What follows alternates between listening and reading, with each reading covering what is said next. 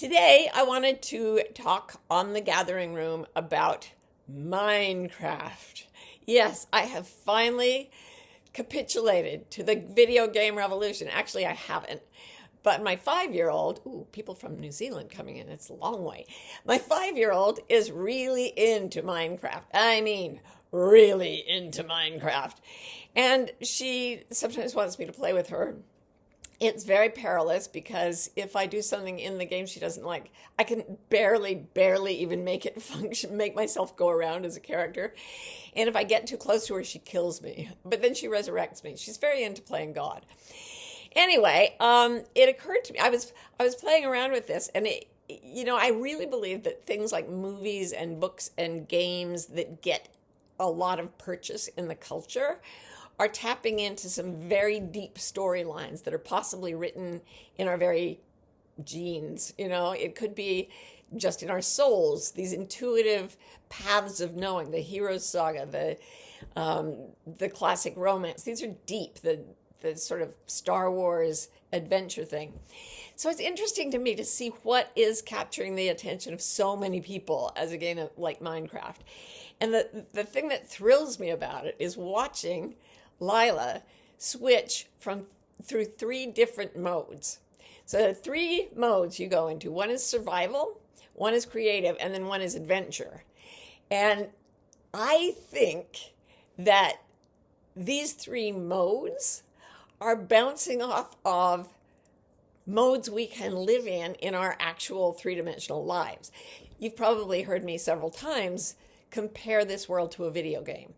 That when you sit in meditation long enough, or when you do psychedelics and have the right shaman or whatever it is, there can be a moment where you suddenly realize, near-death experience is the same thing, you suddenly realize that what you thought was the ultimate reality, the physical world, is in fact very fleeting and ephemeral and transitory, and in fact is projected by consciousness onto this screen called now. In every tiny fraction of a second, now. Consciousness is projecting this drama. As Shakespeare put it in The Tempest, the Prospero, the hero, is a magician, and he puts on a whole play with just spirits, and he waves his wand and they all disappear. And that's where we get the phrase "into thin air." It's the first time it was written down. He says, these actors, as I foretold you, are all spirits and have vanished into air, into thin air. And then he goes on to talking about how everything in the physical world will vanish into thin air, and that we are something beyond that. So this is deep. This is in the Asian models of enlightenment. It's in Dante. It's in Shakespeare. It's in all these things. All these deep, profound works of imagination, literature, fantasy that we still carry in our culture. And once you've seen that, the real world, where we are right now, it starts to appear very much like a video game. When you sit down to play the video game, you have a character that is you. When Lila has her character, and I has to follow that character around, but if I get too close, that character kills me. And I'm quite offended. Like, you killed me just for coming too close to your weird little pixel dog? Yes, you can't do that. Don't worry, I'll resurrect you. So we can identify with the avatars, but then as soon as you stop playing the game, you know what you really are. So it's like when you're playing one of these video games, it's an iteration further of what I think is going on in what we call real life. So you're in an avatar watching this wherever you are. I'm in an avatar here. There is something more real than that is all of us. And it is so much more powerful and relaxing and real than this is. So I was very curious to know what the differences were and what the purposes were behind these 3 modes. And it occurred to me, you can play in these 3 modes in what we call real life. So I Googled, why would you do these 3 different strategies? So the first one is survival mode. And it's so interesting. It says, This is the default way. This is the most common way. And it offers a challenge by, and I'm quoting from the internet, so you know it's true, by forcing you to gather resources, craft tools, manage your health and hunger, and fight enemies. This is the default mode. So when I coach people, they're always really miserable because they can't gather enough resources. Well, they're not always, but they often feel this way. They can't gather enough resources. They can't craft what they need. They can't manage their health. They can't fight their enemies. And they want a life where none of that is a problem. But then we go away and people spend millions, billions of dollars playing a game that gives them those very same conditions: scarcity, enemies, need for creative solutions. We play that game as the default because it's fun, as long as we know it's a video game. So when you start to have the perspective that all of this is a video game, you start to have a lot more fun. Now, there are times when that just doesn't work very well for you, when the survival mode gets really, really dire. And because we're identified with it and really, really experience it as the truth, it can get desperately upsetting. So then, in Minecraft, you just switch to creative mode. And this is best, it says online, for building large-scale projects without worrying about resource gathering, combat, or hunger. And it gives you an unlimited access to all items, the ability to fly, and the immunity to damage from mobs. Okay, think about this. I am obsessed with trying to save the world, not me, myself, all of us. And there will be many aspects to that. But the part of it that I feel capable of accessing has to do with changing minds, changing ideas, going into a mode that is different from most people's survival mode, where the whole world, a lot of the darkness in the world comes from the human obsession with lack and attack, right? Getting resources, keeping up your health, and fighting your enemies. People go nuts because of lack and attack fears. Ironically enough, the very things they play Minecraft to experience again. But if that gets too harsh, you can go into a place where you're making large-scale projects. So my whole thing of saving the world by assisting in the transformation of consciousness is I don't want to worry about resource gathering, combat, or hunger. I don't want to worry about the lack and attack. I want the ability to be anywhere or everywhere. I want the ability to fly. I want immunity from mobs. So how do you switch? I believe you can switch. How do you switch from survival mode to creative mode in this supposed reality? The way you do that is through insight and a progressive awakening that only comes from focusing on the center of the self as the access for truth, rather than something out there in the world. You have to turn inward to yourself until you realize, as Nisargadatta Maharaj says, when I look inside me and see that I am nothing, that is wisdom. When I look around me and see that I am everything, that is love. Between these two, my life turns. When you get there, when you realize that there's really nobody here, there's just the body is as ephemeral as everything else, and there's a consciousness, but it's no thing. And then you look around at the incredible pageant of this apparent reality, of this game, and you say, oh, I am all of this, because I am consciousness. I am continuous with consciousness. And this is all the creation of consciousness, or the projection of consciousness. I am all of this. I am the sunset. I am the fire. I am everyone walking around me. Then you feel separate from survival mode. Not separate in the way of being cut off from. There is no separation, but there's no sense of danger. There's no fear that you will cease to exist. There's the awareness that because you are part of this consciousness that is projecting the game, You can project what you want. You can project all the items. You can, we call it manifestation. You can project the means to live well. You can project the loved ones you want. And you will not have to be worried in this state of mind about lack and attack. You'll be focused on this other self. But that's not the default way. The default way is to go to survival mode. So when Lila, my daughter, when she's playing, she goes into creative mode to resurrect me after she's killed me. And then she goes right back into survival mode. Why? It's more fun. It's more interesting. And then if you really want to put the afterburners on, you can go into something called adventure mode. And this is it's designed for playing on custom-made adventure maps where the creator wants to limit or guide the player's interaction with the world. So this one, there's still lack and attack, but there is a creator. And you are the creator of the game if you're going to do this in Minecraft, or if you're going to do it in what we call real life. And it limits but also guides your interaction with the world.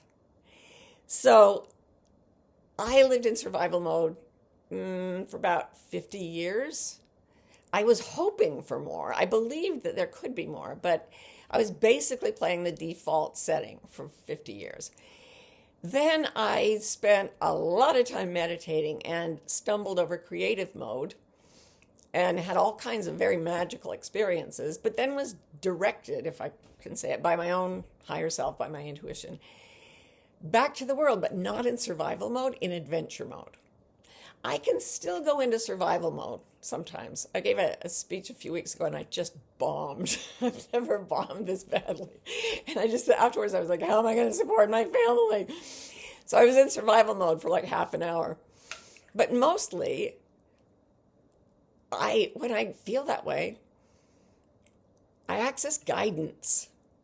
And I think I told you all, I just last month went on a walk through part of Spain along the Camino de Santiago with 43 therapists, coaches, very like academics, people who are really, really skilled and knowledgeable and intelligent and certified.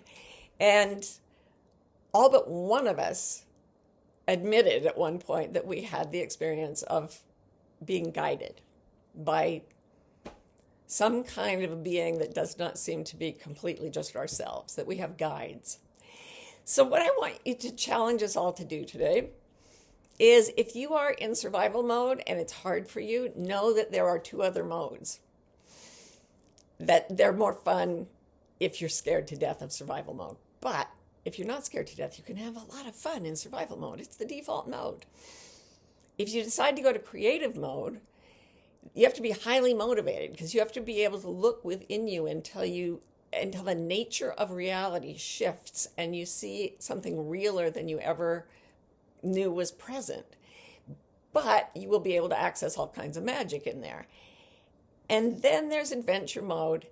And this is the one I think I choose to live in most of the time. There is still lack and attack, but there's also guidance.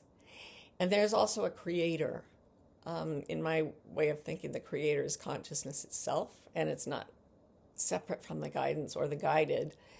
But there's that sense of playing in this body, which is getting predictably older and like breaking down and having incidents here and there, but it's an adventure.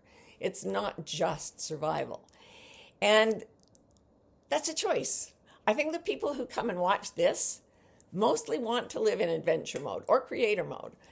But remember that even if you slip down to survival mode, that's the game we came to play. That's the fun stuff most days. And when it gets to the point where it isn't fun, switch. Go into the mode that sees more, that sees from outside the game, that can create the game, even while you're playing it. Stay in there as creator. You'll be a little wafty and separate, kind of drifting around the edges of society. Or jump back in as an adventure. But know that you are not tied to anything frightening or miserable or hopeless. that you always have these other two modes to go to, and that ultimately we put the game away and we go back to real life. As Byron Katie says, we put these bodies on the ground when they stop talking and we walk away. And then who knows, maybe we'll go play another game. Anyway, I wish you all great adventures and I wish you all great creations. And I thought it would be fun now to do our usual bizarre meditation. For those of you who've never been here before, it's triggered by a word that was vetted at the Princeton Research Institute, showing that it puts the brain into something called synchronous alpha. So we're going to do that. And then I will answer some questions. Okay, here we go. Get relaxed. Breathe in deeply, then out all the way. Shake the tension out of your body. And then look at the computer or the phone or whatever's in front of you and focus on what the target of what you're looking at. And then let yourself look at the distance in between your eyes and the target, whatever you're looking at. And then ask this question, not because you need an answer, but because asking the question tricks the mind, tricks the brain into opening facets that we don't usually open. And the phrase is, can I imagine the distance between my eyes? You don't have to answer this. The question is the point. Is it possible for me to imagine the distance between my eyes?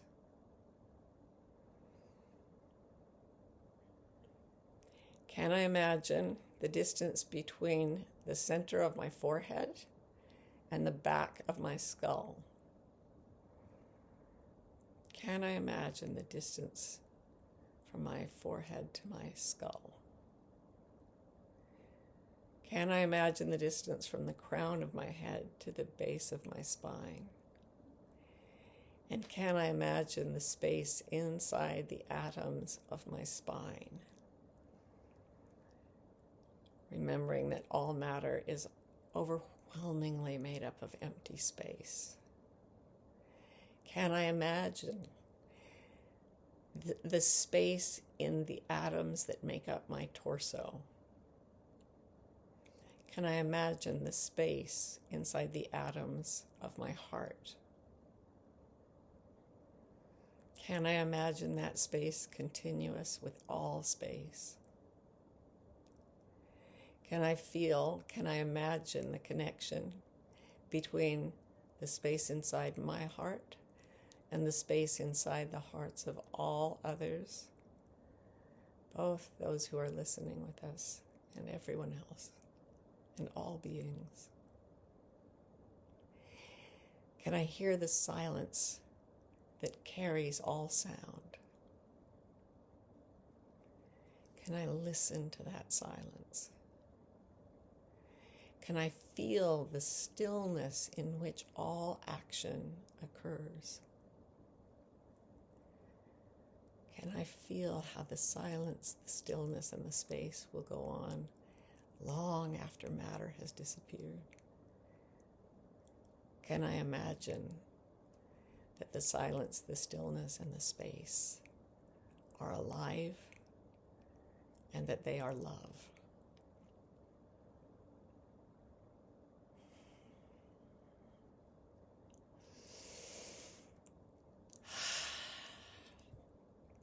Thank you. That was, I always feel your energy so strongly, and people might think I'm making that up. It is a tangible physical sensation.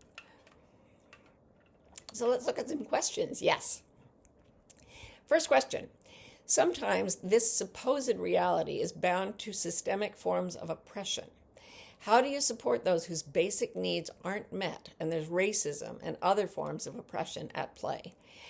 I think this is one of the major objectives of the game right now for those of us who are sort of trying to change things for the better. You don't go into the game and just wander around letting mobs kill innocent people. Not in Minecraft, and certainly not in the world we experience as real. There's absolutely no doubt that in our experience, racism and oppression are real and that they are evil.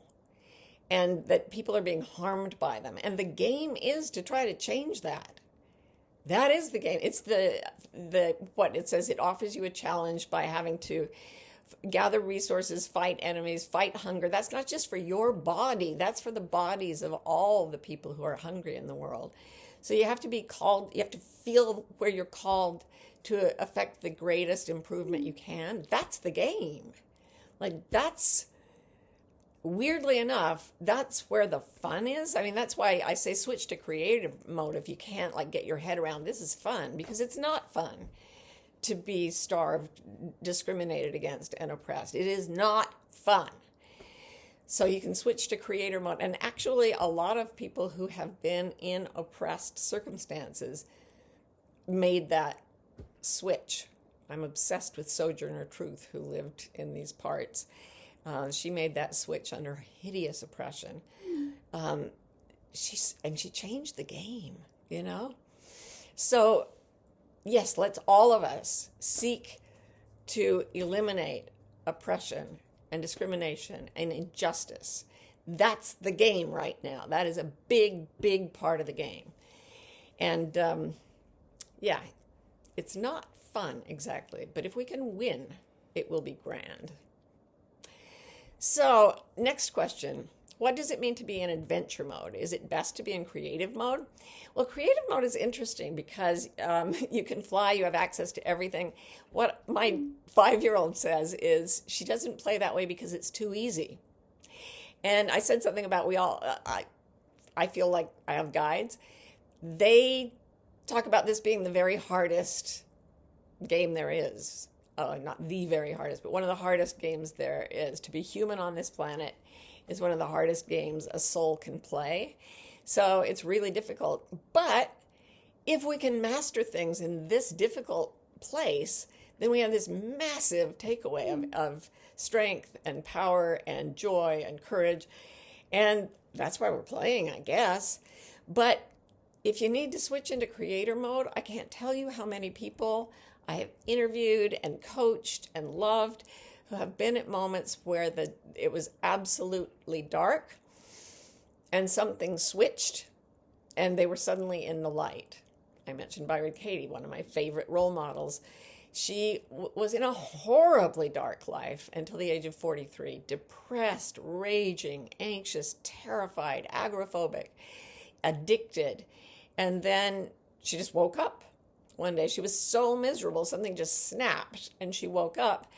And she woke up in creative mode. And she says, wow, look at you. I'm projecting you. You're my sweet dream. And you even have hair. She sees from the creator's mode. She lives from the creator's mode. And I've spent a lot of time around her now. It is not a put on. She really lives that way. But I kind of like not knowing that yet. I kind of like slipping in and out of that, knowing it's there, but going back into, I don't have all the items. I have to somehow figure out how to get them. I don't have all the solutions. I have to figure them out. And then adventure mode is where you both create the game and play within it, but the player is guided. To me, that's like, so somebody creates the game for you. You go in, and the creator of the game guides you. So to me, that was my big takeaway from this. My big aha is that survival often isn't fun for me because I do see oppression and horror and brutality, and that's not fun. It isn't for me. Creative mode would be too easy. It would be too easy my guides are like, wow, you are really having adventures down there. It would be too easy for us. But for you, it's so hard that you build enormous strength. And we're here to guide you. So that's the adventure mode. You're playing the game, but you know there's someone to help. I would encourage you, without any religious claptrap at all, to just ask for help the next time you feel stuck and try not believing that it can't come. It's a double negative. I'm not asking you to believe that it can come. I'm asking you to temporarily suspend your disbelief in it and see what happens. It can get very, very interesting It can get to the point where it's almost like you're in the creative mode and you have access to all items and you can fly. Okay, another question. What are your tips for organizing my personal space? I feel like my inner and outer is connected. Is there an exercise or tips for this? I've noticed because we just moved and I have this sort of separate space of my own, and I could not get it organized after we moved. I traveled and traveled and traveled. So everybody else is moving in, and my space just looked like a bomb had hit it. And I realized that I was in an internal chaos because I was living in an external chaos. They do tend to mirror each other. It's something I talk about a lot in coaching. Write up a description of your home, and you will have written unconsciously, but metaphorically, a description of your inner life. So one day I just moped on over to the other place, and I found Ro and said to her, I need help. And she came over and said, oh my God, and helped just organize stuff in a way, get rid of a lot of stuff and organize stuff. I was really good at that for other people's stuff, but I was overwhelmed by my own. So I would really say organize what you can. Now I'm in a place where it's organized, but I'm still working on it. So I try to tidy things every time I go past them, just little by little by little. That's one way of organizing your outer space, and you will find that it reflects. It is mirrored in your inner mental state. But if you really can't do that, be guided. Go into adventure mode. Go find a friend and companion. Ask them to help you. It is often the best way forward. All right, just a few more questions. How do you celebrate the holiday season in a way that feels authentic to yourself? Oh my. Once we had a person who came to babysit my kids when they were little, my older kids, who was a member of a church that does not believe in the holidays, and because they think holidays are pagan and therefore evil. So one day that person was there and my kids were there, and they said, people who are Jewish celebrate Hanukkah. Some African Americans celebrate Kwanzaa. Christians celebrate Christmas. What are we? And I said, well, we're sort of, your ancestors were all Nordic, and so yeah, we're basically pagans. And the person who didn't believe in the holidays was all excited because I said pagan.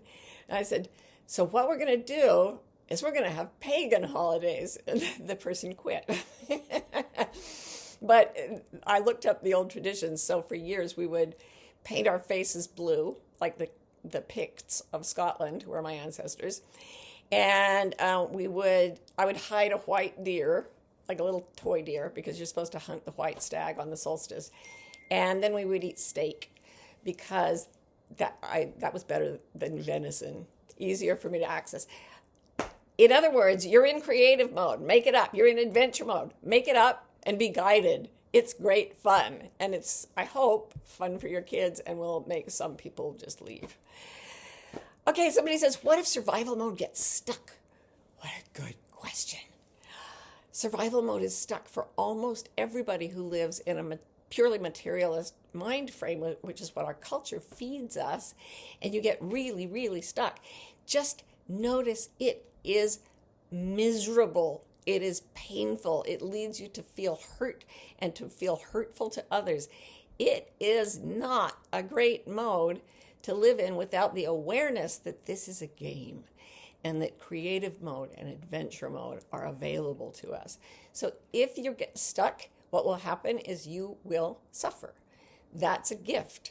That's giving you the maximum motivation to find another way of looking at what's happening to you.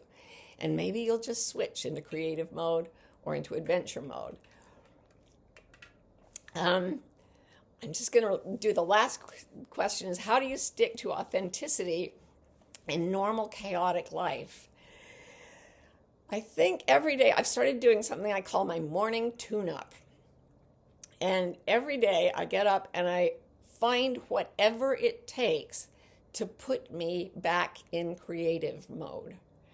Sometimes I read from books that are either inspiring or sacred or channeled or whatever. I read a lot of ancient wisdom texts, and a lot of modern masters as well.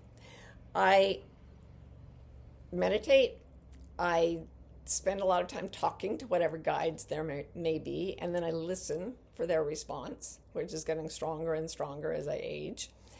And maybe getting more and more crazy, or maybe getting more and more tuned in. Who knows? I just suspend my disbelief. So I think that's a very, very pivotal thing, that what we call normal is a chaotic version of the survival game, and it's not fun. So taking time to orient ourselves every day, I do it several times a day. We have rituals in our family because we have a 5-year-old and a 30-something with Down syndrome who really likes routine.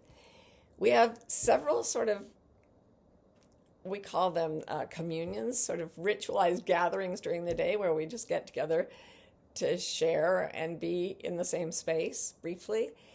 And those always reorient me to creative mode, to adventure mode. So return to love, return to inspiration, tune yourself to the creative and adventure modes of the game, and realize that even when you fall into survival mode, you came into the game to play it for the fun of it. And that's the default mode. Go figure. I hope you have a wonderful, wonderful time being creative, being adventurous, flying around and having access to all the items whenever you need them, and being comforted when you get stuck in survival mode, but able to get out really quickly. Thank you, thank you, thank you. See you another time on the Gathering Room. Bye for now.